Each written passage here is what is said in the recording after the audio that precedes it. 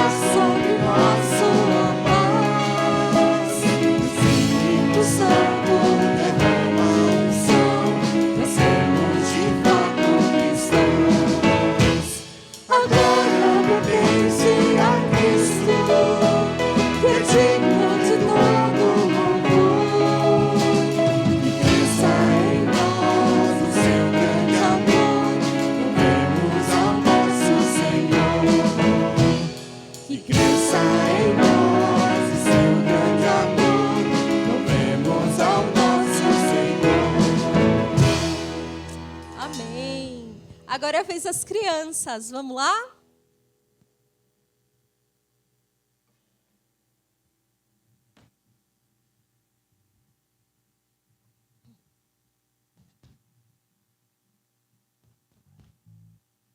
Vamos lá. Essa música ela fala que Jesus morreu, mas o que aconteceu no terceiro dia? Ele ressuscitou, muito bem.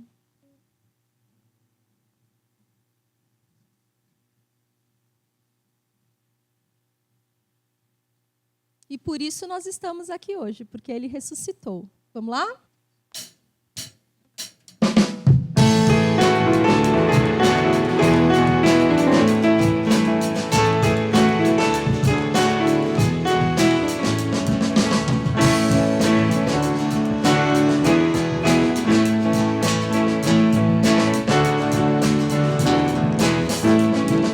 No terceiro dia, Jesus falou que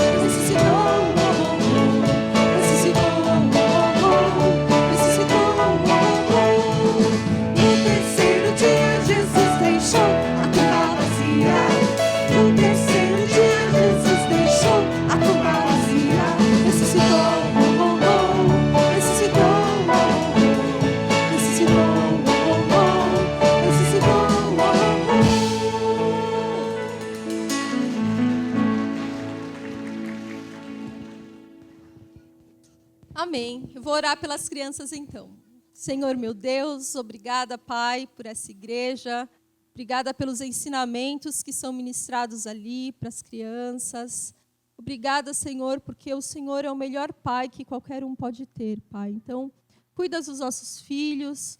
Nós temos as nossas limitações enquanto mãe, enquanto pais, mas o Senhor não erra e o Senhor pode conduzi-los, protegê-los, Pai, dar oportunidades para que eles se desenvolvam na fé. Então, cuida, Pai, zela pelos nossos filhos, ser com as pessoas que estão ali em cima, ensinando para eles, e que essa semente que está sendo plantada e regada possa crescer e frutificar um dia, Senhor. Essa é a nossa oração. Obrigada por ser o nosso Pai de amor. Amém.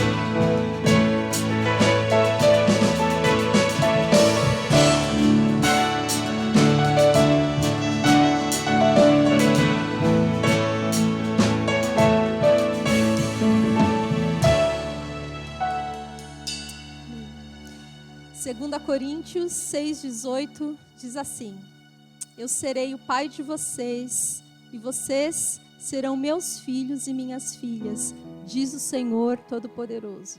E Salmo 103,13 diz: como um pai tem compaixão dos seus filhos, assim o Senhor tem compaixão dos que o temem. O temor do Senhor, ele é o princípio da sabedoria. O temor do Senhor é a autoconsciência da presença de Deus. Então, vamos louvá-lo. Ele é o melhor pai que qualquer um poderia ter. A esperança em vida e morte, Cristo é, em quem confia o nosso ser. A Deus somente pertencer, quem nos sustenta com poder, quem foge ao seu pleno querer, quem nos guarda até o final, é seu amor, Cristo eternal. Conte, aleluia, eterna esperança. Conte, aleluia, a razão da nossa fé, vida e morte Cristo é. Quem pode dar a alma paz? Deus é bom, como sua graça é eficaz, em seu sangue redentor, que nos dá fé quando há temor, quem tem poder sobre nós, nos conduz em amar, até a Cristo encontrar. Conte, aleluia, eterna esperança. Conte, aleluia, a razão da nossa fé, vida e morte Cristo é. E quando o fim então chegar, vive estás, que recompensa o céu trará, eterna vida com Jesus. Ele irá nos encontrar, a morte então destruirá, alegria festejar, eternamente Cristo em nós. Conte, aleluia, eterna esperança. Conte, aleluia, a razão da nossa fé, vida e morte Cristo é. Conte, aleluia, eterna esperança. Conte, aleluia, a razão da nossa fé, vida e morte Cristo é. A razão da nossa fé, vida e morte Cristo é.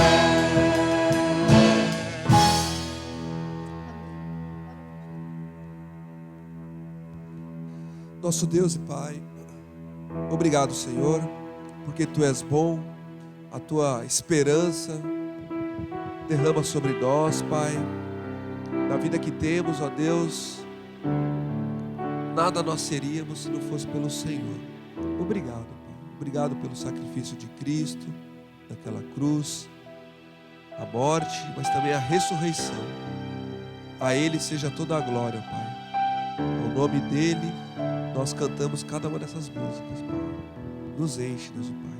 Nos enche, nos prepara também para a mensagem que logo mais vamos escutar. Abre o nosso coração, nos confronta, nos alivia, ó Pai. Tira dos nossos ombros o peso, ó Pai, que haja arrependimento, mudança de vida. Que toda a nossa carga seja lançada sobre o Senhor hoje, Pai. Muito obrigado por quem Tu és, Pai. Louvado seja o Senhor. Em nome de Cristo que oramos. Amém.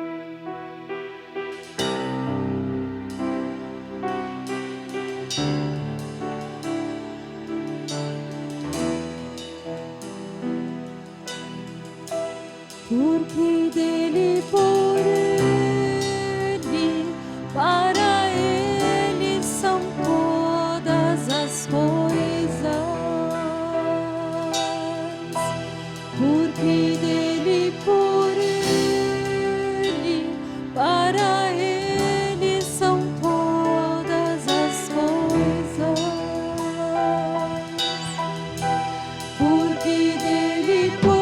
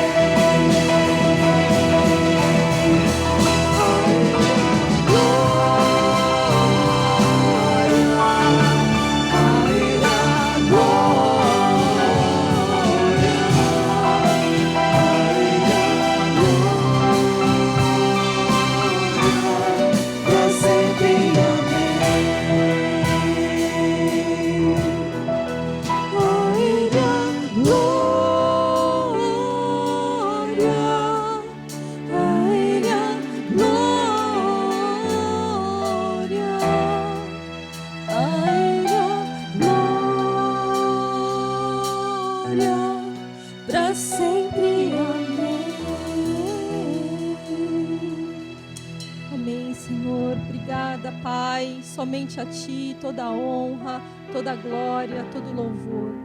Obrigada, Senhor, por ser o nosso Pai de amor. Obrigada por cuidar de nós. Obrigada, Pai, por reparar os erros dos nossos pais biológicos, Senhor. Obrigada, Senhor, porque em Ti podemos confiar, em Ti podemos descansar. O Senhor é um Deus zeloso, que nos ajuda, que nos confronta com amor. Se agora com a mensagem, que ela fale aos nossos corações. Eu coloco e te entrego aqui a vida de cada pai, Senhor. Trabalha no coração de cada filho também, Senhor, para acertar o que precisa acertar, para amar e honrar os seus pais. E cuida também de cada pai aqui, Senhor. Dê a sabedoria que vem do alto, Pai. Perdoe os pecados. Ajude, Senhor, aqui para que eles tenham a sabedoria, o discernimento para conduzir os filhos nos teus caminhos.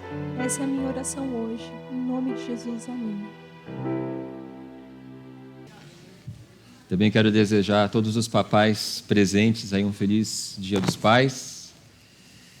E hoje nós estamos dando continuidade da nossa série sobre a nossa confissão de fé, que nós iniciamos há algumas semanas. E hoje nós temos esse pequeno encarte com toda a nossa confissão de fé impressa, e você vai ter, no final, você pode pegar na mesa que tem ali atrás, próximo à saída, você pode pegar a sua cópia da nossa confissão de fé. Aí você pode depois em casa ler com calma, olhar as passagens, talvez deixar dentro da sua Bíblia para de vez em quando você poder consultar. E nós então vamos seguir os temas aqui da nossa confissão de fé na nossa série de mensagens, ok? Então, o nosso tema hoje é Jesus Cristo, e recapitulando, aquilo que nós já falamos nas outras mensagens, o que é uma confissão de fé? Confissão de fé é um resumo das nossas crenças principais, das nossas crenças mais essenciais. É muito comum que as igrejas tenham as suas confissões de fé, até para que os seus membros conheçam o que a minha igreja acredita, o que é essencial para a fé da comunidade a qual eu pertenço. E as confissões de fé, de modo geral, elas são curtas, elas são breves, elas não têm o propósito de tratar de todos os temas, e muito menos de tratar de todos os temas de uma maneira exaustiva. Não é esse o propósito, mas é realmente pontuar aquelas doutrinas mais fundamentais. Então, estudamos sobre Deus Pai, estudamos na semana passada sobre a Trindade, e hoje nós vamos falar de Jesus Cristo.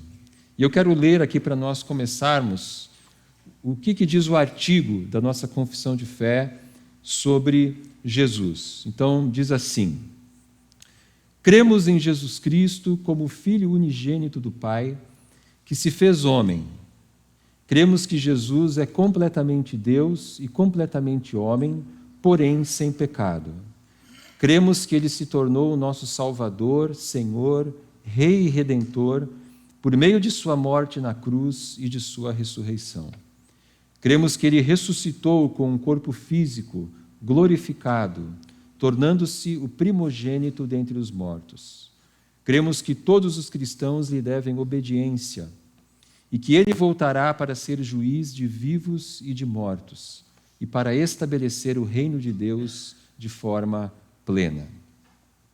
E hoje, então, nós vamos estudar mais especialmente um texto do Novo Testamento, um texto central sobre Jesus, que é Filipenses capítulo 2, versículos de 1 a 11.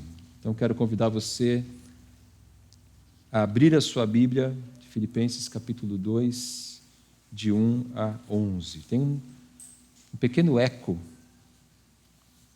uma pequena reverberação, se der para ajustar isso, só para não ficar esse barulhinho chato. Obrigado. Filipenses capítulo 2, eu vou ler então dos versos 1 a 11. Diz assim a palavra de Deus: Se por estarmos em Cristo, nós temos alguma motivação, alguma exortação de amor, alguma comunhão no Espírito, alguma profunda afeição e compaixão, completem a minha alegria, tendo o mesmo modo de pensar, o mesmo amor, um só Espírito e uma só atitude. Nada façam por ambição egoísta ou por vaidade, mas humildemente considerem os outros superiores a si mesmos. Cada um cuide não somente dos seus interesses, mas também dos interesses dos outros. Seja a atitude de vocês a mesma de Cristo Jesus, que, embora sendo Deus, não considerou que o ser igual a Deus era algo a que devia apegar-se, mas esvaziou-se a si mesmo, vindo a ser servo, tornando-se semelhante aos homens. E, sendo encontrado em forma humana, humilhou-se a si mesmo e foi obediente até a morte e morte de cruz. Por isso Deus o exaltou à mais alta posição e lhe deu o nome que está acima de todo nome, para que ao nome de Jesus se dobre todo o joelho nos céus, na terra e debaixo da terra, e toda língua confesse que Jesus Cristo é o Senhor, para a glória de Deus Pai. Amém. Então, quem é Jesus Cristo? Esse texto, Filipenses capítulo 2, ele nos dá algumas respostas essenciais sobre a pessoa de Jesus. Quem é Jesus Cristo? E a primeira coisa que o texto diz para nós é que Jesus é Deus que se fez homem. Versículos 6 e 7. Que, embora sendo Deus, não considerou que o ser igual a Deus era algo a que devia apegar-se, mas esvaziou-se a si mesmo, vindo a ser servo, tornando-se semelhante aos homens. Então, o texto afirma claramente a divindade de Jesus. O Deus de Israel, o Deus do Antigo Testamento, ele se esvaziou da sua glória e assumiu a forma humana. Pense na cena de Isaías, capítulo 6, versículos de 1 a 3. No ano em que o rei Uzias morreu, eu vi o Senhor assentado num trono alto e exaltado, e a aba de sua veste enchia o templo. Acima dele estavam serafins, cada um deles tinha 6 asas, com 2 cobriam o rosto, com 2 cobriam os pés, e com 2 voavam. E proclamavam uns aos outros: Santo, Santo, Santo é o Senhor dos exércitos, a terra inteira está cheia da sua glória. Isaías vê então o Senhor assentado em um trono alto e exaltado, sendo servido e adorado pelos anjos, e Jesus, como a segunda pessoa da Trindade, está representado nesse texto de Isaías, juntamente com o Pai e o Espírito. E quando Paulo afirma que Cristo esvaziou a si mesmo, esvaziou-se a si mesmo, ele não está dizendo que Cristo deixou de ser Deus quando ele se fez homem, mas que ele se esvaziou da sua glória, ou seja, ele deixou esse lugar alto e exaltado para viver entre nós. E quando as pessoas viam Jesus, elas continuavam vendo o Deus de Israel, só que o Deus de Israel em forma humana.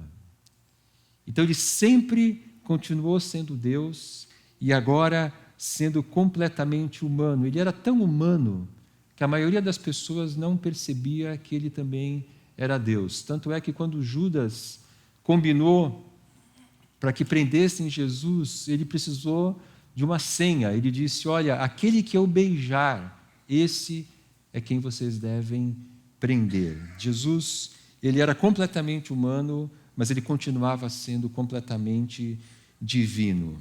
E Paulo nos dá uma segunda indicação da divindade de Jesus nesse texto. Paulo, ele cita Isaías 45, 23, nos versículos 10 e 11. Isaías 45, 23 diz: Por mim mesmo eu jurei, a minha boca pronunciou com toda a integridade uma palavra que não será revogada. Diante de mim todo joelho se dobrará, junto a mim toda língua jurará. Então é o Senhor Deus falando em Isaías 45, 23. Mas Paulo, em Filipenses capítulo 2, ele atribui o cumprimento de Isaías 45 a Jesus, lá nos versículos 10 e 11, para que ao nome de Jesus se dobre todo o joelho nos céus, na terra e debaixo da terra, e toda a língua confesse que Jesus Cristo é o Senhor, para a glória de Deus Pai. Isaías 45, 23 está falando de Jesus. Então, Filipenses capítulo 2 nos apresenta claramente a divindade de Cristo. Cristo é o Deus eterno, diz o versículo 6. Cristo é Deus que se esvaziou da sua glória para se tornar humano, versículo 7. Cristo é o Deus do Antigo Testamento, diante de quem todo joelho se dobrará, versículo 11. Mas não é só Filipenses capítulo 2 que nos fala da divindade de Jesus, outros textos do Novo Testamento também fazem isso, e eu não vou citar todos aqui porque são muitos. Mas, por exemplo, João capítulo 1, versículo 1, no princípio era aquele que é a palavra, ele estava com Deus e era Deus. Cristo é a imagem do Deus invisível, Colossenses 1,15. E um texto que normalmente não é muito lembrado, não é muito percebido, mas que eu gostaria de citar aqui, é o texto de Apocalipse capítulo 5, de 11 a 14, em que João diz: então olhei e ouvi a voz de muitos anjos, milhares de milhares e milhões de milhões. Eles rodeavam o trono, bem como os seres viventes e os anciãos, e cantavam em alta voz: digno é o Cordeiro que foi morto, de receber poder, riqueza, sabedoria, força, honra, glória e louvor. Depois ouvi todas as criaturas existentes no céu, na terra e debaixo da terra, e no mar, e tudo o que neles há, que diziam: aquele que está sentado no trono e ao Cordeiro sejam o louvor, a honra, a glória e o poder para todos sempre. Os 4 seres viventes disseram: amém, e os anciãos prostraram-se e o adoraram. Se Jesus não fosse Deus, ele não poderia ser adorado. Se Jesus não fosse Deus, esses anciãos, essas criaturas todas, estariam caindo no pecado da idolatria. Mas Jesus é Deus. E como Deus, o Cordeiro, ele recebe o louvor, a honra, a glória e o poder para todos sempre. Então nós podemos afirmar com toda a convicção que Jesus Cristo é Deus. Jesus Cristo é Deus que se fez homem. Voltando para Filipenses capítulo 2. Quem é Jesus Cristo? Paulo responde: Jesus é o servo que morreu pelos nossos pecados. Versículos 7 e 8. Mas esvaziou-se a si mesmo, vindo a ser servo, tornando-se semelhante aos homens, e sendo encontrado em forma humana, humilhou-se a si mesmo e foi obediente até a morte e morte de cruz. Não é à toa que Paulo usa o termo servo e associa o servo à morte de cruz que Cristo experimentou. Paulo faz referência aqui ao texto de Isaías 53. Isaías 53 fala do servo sofredor, e Jesus é esse servo sofredor que é sacrificado pelos nossos pecados. Paulo tem em mente aqui o livro de Isaías, que aliás foi escrito 8 séculos antes do tempo do Novo Testamento. Paulo está citando aqui um texto de 800 anos, para nós vermos como a palavra de Deus é perfeita, como a palavra de Deus é impressionante. Deixa marcado Filipenses capítulo 2, aí na sua Bíblia, e vamos abrir lá em Isaías capítulo 53. Nós não vamos ler todo o texto, por causa do nosso tempo, mas eu gostaria que nós lêssemos alguns versículos. Isaías capítulo 53. Vamos ler versículos de 3 a 7. Isaías capítulo 53, de 3 a 7. Foi desprezado e rejeitado pelos homens, um homem de dores e experimentado no sofrimento. Como alguém de quem os homens escondem o rosto, foi desprezado e nós não o tínhamos em estima. Certamente ele tomou sobre si as nossas enfermidades e sobre si levou as nossas doenças. Contudo, nós o consideramos castigado por Deus atingido e afligido. Mas ele foi transpassado por causa das nossas transgressões, foi esmagado por causa das nossas iniquidades. O castigo que nos trouxe paz estava sobre ele, e pelas suas feridas fomos curados. Todos nós, tal qual ovelhas, nos desviamos, cada um de nós se voltou para o seu próprio caminho, e o Senhor fez cair sobre ele a iniquidade de nós todos. Ele foi oprimido e afligido, e contudo não abriu a sua boca. Como um cordeiro foi levado para matadouro, e como uma ovelha que diante de seus tosquiadores fica calada, ele não abriu a sua boca. E versículos de 9 a 11. Foi-lhe dado um túmulo com os ímpios e com os ricos em sua morte. Embora não tivesse cometido nenhuma violência, nem houvesse nenhuma mentira em sua boca, contudo foi da vontade do Senhor esmagá-lo e fazê-lo sofrer. E embora o Senhor tenha feito da vida dele uma oferta pela culpa, ele verá sua prole e prolongará seus dias, e a vontade do Senhor prosperará em sua mão. Depois do sofrimento de sua alma, ele verá a luz e ficará satisfeito. Pelo seu conhecimento, meu servo justo justificará muitos e levará a iniquidade deles. Então, Paulo toma Isaías capítulo 53 e ele nos apresenta Jesus aqui como esse servo. Na cruz, Cristo morreu pelos nossos pecados. Na cruz, ele nos substituiu. Isaías 53, 5. Mas ele foi transpassado por causa das nossas transgressões, foi esmagado por causa das nossas iniquidades. O castigo que nos trouxe paz estava sobre ele, e pelas suas feridas fomos curados. A palavra que Isaías usa aqui, transgressões. Transgressão fala da nossa desobediência. Nós, seres humanos, transgredimos, quebramos, desobedecemos as leis de Deus. Nós nascemos pecadores e passamos a nossa vida inteira pecando. E diante de Deus nós somos culpados pelos nossos pecados. E por causa disso nós precisamos ser punidos. Nós não precisamos cometer grandes pecados para sermos condenados. A Bíblia diz que todos pecaram sem exceção. No tribunal de Deus, todos nós somos réus e todos nós recebemos a sentença de morte. Todos estão condenados. Aqueles que pecam precisam ser punidos. E o que Cristo fez foi se tornar homem para morrer no nosso lugar. Filipenses 2:8. Cristo foi obediente até a morte e morte de cruz. E na cruz, ele nos substituiu.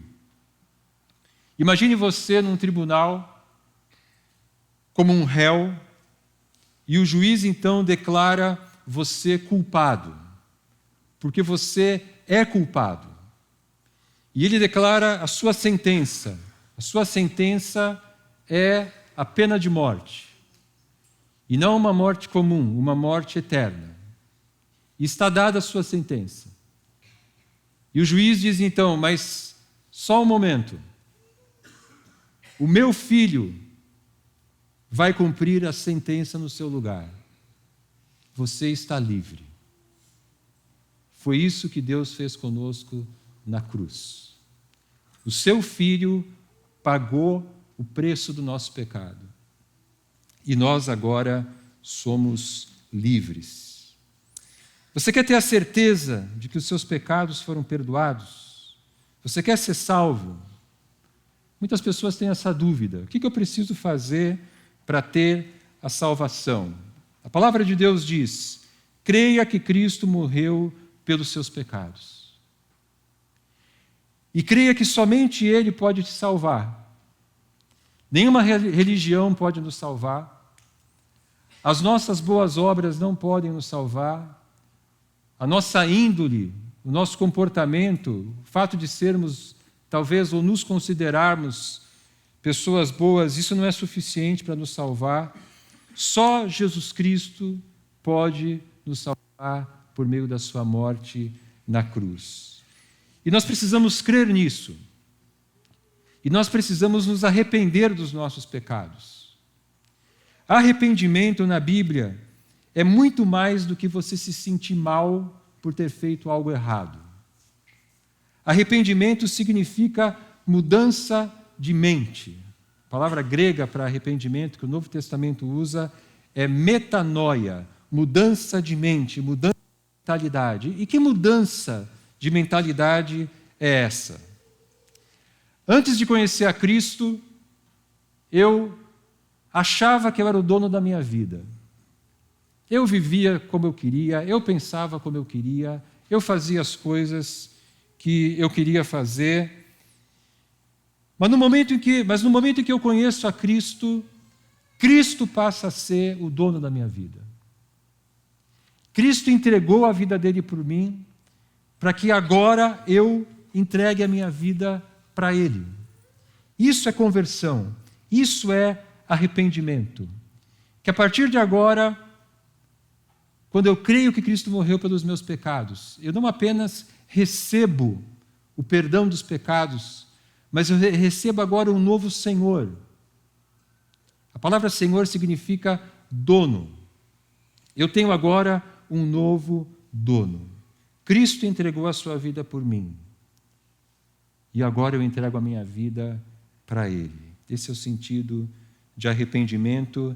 E isso já nos introduz ao terceiro ponto aqui da nossa mensagem. Quem é Jesus Cristo? Voltando para Filipenses capítulo 2, Paulo responde: Jesus Cristo é Senhor. Versículos de 9 a 11. Por isso, Deus o exaltou à mais alta posição e lhe deu o nome que está acima de todo nome, para que ao nome de Jesus se dobre todo o joelho, nos céus, na terra e debaixo da terra, e toda a língua confesse que Jesus Cristo é o Senhor, para a glória de Deus Pai. A palavra que Paulo usa aqui para Senhor é a mesma palavra que o Antigo Testamento usava para Deus. Mais ou menos 200 anos antes de Cristo, os judeus traduziram o Antigo Testamento para o grego. Havia muitos judeus vivendo na chamada dispersão, que era uma região de fala grega. Então, por causa disso, o Antigo Testamento foi traduzido para o grego, a famosa tradução da Septuaginta. E os judeus que traduziram a palavra Yahvé, a palavra Senhor, o nome santo de Deus do Antigo Testamento, para o grego, usaram a palavra que Paulo usa aqui, Kyrios, Senhor. No Império Romano, o imperador era chamado de Senhor. O dono dos escravos era chamado de Senhor. Então, Senhor é um título para pessoas que têm autoridade. Jesus Cristo é Senhor dos cristãos. Jesus tem autoridade sobre nós. E Paulo nos apresenta aqui em Filipenses 2 um paradoxo. Que o nosso Senhor a quem servimos, ele não é um tirano que nos explora. Mas é o próprio Deus que se esvazia da sua glória, se torna servo, se torna obediente até a morte, e morte de cruz, e que morre no nosso lugar. O nosso Senhor é um Senhor que tem um coração de servo, é um Senhor que nos ama, é um Senhor que morre por nós. Quando nós vemos o Filho de Deus encarnado, morrendo na cruz, nós devemos pensar: esse é o verdadeiro sentido de quem Deus é. Ele é o Deus que se entrega por amor. O que significa na prática ter Jesus como Senhor? Então, se Jesus tem autoridade sobre nossas vidas, nós precisamos nos submeter a Ele. E eu queria falar de 3 implicações do senhorio de Cristo sobre as nossas vidas. Primeiro, se Jesus é nosso Senhor, nós precisamos moldar as nossas mentes conforme a palavra de Deus. Nós precisamos conhecer a Bíblia e renovar as nossas mentes com o ensino da palavra de Deus. A palavra de Deus, a Bíblia, é a palavra de Cristo. E como discípulos de Cristo, nós não podemos discordar da Bíblia, porque discordar da Bíblia é discordar de Cristo. Nós podemos não gostar de algumas partes da Bíblia, por exemplo, quando ela diz que nós devemos amar os nossos inimigos, que nós devemos perdoar os nossos ofensores, etc. Existem coisas muito difíceis na Bíblia. Por exemplo, pense no desafio que é nós vivermos aquilo que Jesus nos ensina no Sermão do Monte, Mateus 5, de 5 a 7. Mas se Cristo é o meu Senhor, eu preciso alinhar os meus pensamentos, eu preciso alinhar as minhas ideias com aquilo que a palavra de Deus ensina. E é por isso que nós precisamos todos os dias ler a Bíblia, todos os dias meditar na palavra de Deus, porque nós precisamos programar, reprogramar as nossas mentes, nós precisamos entender o que Deus quer de nós, para que dessa maneira nós possamos alinhar as nossas ideias e pensar como Cristo pensa, e corrigir aquilo que nós entendemos, para que seja conforme aquilo que Cristo nos ensina. E não há atalhos para o crescimento espiritual. Não existe maturidade espiritual sem o conhecimento da palavra de Deus, sem o conhecimento cada vez mais aprofundado da palavra de Deus. Então, aquela música que as crianças cantam e que nós cantamos com elas, ela é verdadeira. Leia a Bíblia e faça a oração se quiser crescer. Segunda implicação do senhorio de Cristo sobre as nossas vidas. Nós precisamos obedecer a Cristo em todas as áreas da nossa vida. Ou Cristo é Senhor de tudo, ou Cristo é Senhor de nada. Se nós vamos escolher as áreas da nossa vida em que nós seremos fiéis a Cristo, e em outras áreas da nossa vida nós não vamos obedecer a Cristo, Cristo não é o nosso Senhor. Nós somos os nossos senhores. E Cristo precisa ser o Senhor de todas as áreas da minha vida. Ele precisa ser Senhor dos meus pensamentos, do meu relacionamento marido e mulher, do meu relacionamento pai e filhos, Senhor do meu trabalho, Senhor na faculdade, Senhor da minha vida financeira, Senhor do meu tempo de descanso, Senhor das minhas atitudes, Senhor dos meus pensamentos, etc. Eu não posso escolher ser honesto no meu trabalho e ser imoral nos meus pensamentos. Eu não posso escolher ser dedicado na igreja e tratar mal a minha mulher em casa. Nós nunca seremos perfeitos. Todos nós temos as nossas lutas. Uns de nós lutam com ira, outros lutam com imoralidade, outros lutam com ganância, outros lutam com orgulho. Todos nós temos as nossas lutas. Mas todos nós precisamos batalhar todos os dias para que essas áreas nas quais nós temos dificuldade sejam entregues a Cristo. Então você gosta de orar, mas você tem a tendência de falar mal das pessoas? Continue orando e lute contra a maledicência. Você gosta de evangelizar, mas você reconhece que você não é totalmente honesto nos seus negócios? Continue evangelizando e se torne honesto nos seus negócios. Quando nós pecarmos, nós devemos confessar os nossos pecados. 1 João 1,9, se confessarmos os nossos pecados, Ele é fiel e justo para nos perdoar os pecados e nos purificar de toda injustiça. Nós pecaremos, infelizmente. O pecado não deve ser um estilo de vida para nós, mas um acidente de percurso, e nós teremos acidentes de percurso. Mas ter Cristo como Senhor significa ou Cristo é Senhor de tudo, ou Cristo é Senhor de nada. E a terceira implicação de nós termos Cristo como Senhor é que nós precisamos cumprir a missão que Cristo nos deu. Em Mateus capítulo 28, ele diz para os seus discípulos: foi-me dada toda a autoridade no céu e na terra. Portanto, vão e façam discípulos de todas as nações. Então, com a sua autoridade de Senhor ressurreto, Jesus diz aos seus discípulos: vão e façam discípulos de todas as nações. E se Jesus é Senhor das nossas vidas, nós temos uma missão. A missão de fazer discípulos. A nossa salvação produz uma vocação. Cristo nos salva e Cristo nos envia de volta para o mundo, para levarmos o Evangelho.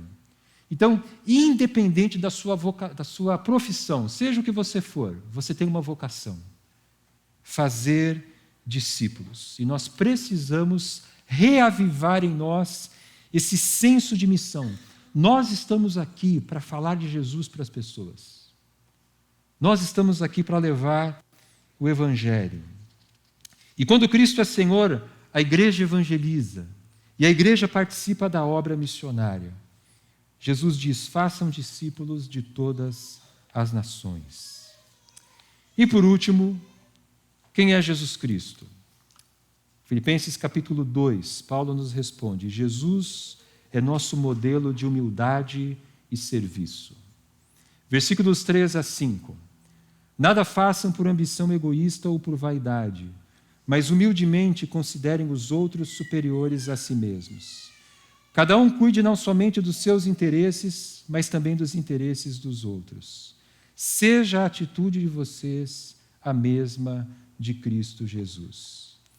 As pessoas em Filipos, para quem Paulo escreveu, elas tinham os mesmos problemas que nós temos hoje. Elas eram orgulhosas e egoístas. E é por isso que Paulo escreveu esses versículos. Ele diz: não sejam orgulhosos, não sejam vaidosos, versículo 3, não sejam egoístas, versículo 4, seja a atitude de vocês a mesma de Cristo, versículo 5. E aí ele nos dá o exemplo de Jesus. Ele se esvaziou e se tornou o nosso servo. A nossa tendência humana é a de sermos vaidosos. Nós queremos receber glória. Nós somos orgulhosos, nós somos vaidosos. E a prova disso é que nós nos ofendemos com muita facilidade. O nosso ego costuma ser tão inflado que qualquer coisa o atinge. Nós nos envaidecemos com facilidade, nós nos vangloriamos. Nós queremos, de alguma maneira, mostrar que somos melhores que os outros. Nós somos suscetíveis aos elogios e às críticas. Se nos elogiam, nós nos achamos o máximo. Se nos criticam, nós nos achamos um fracasso. O nosso orgulho nos cega. A nossa vaidade nos transforma em pessoas inseguras. A nossa autoestima, ela é muito frágil. Nós temos a tendência de sermos arrogantes. Nós achamos que somos superiores porque conquistamos, seja um cargo, um diploma, algum patrimônio, algum tipo de sucesso do ponto de vista humano. E quando nós conquistamos algo, isso nos sobe a cabeça. E nós começamos a olhar as pessoas de cima para baixo. Muitas pessoas, e eu falo aqui de pessoas cristãs, elas pioram depois que elas têm algum sucesso.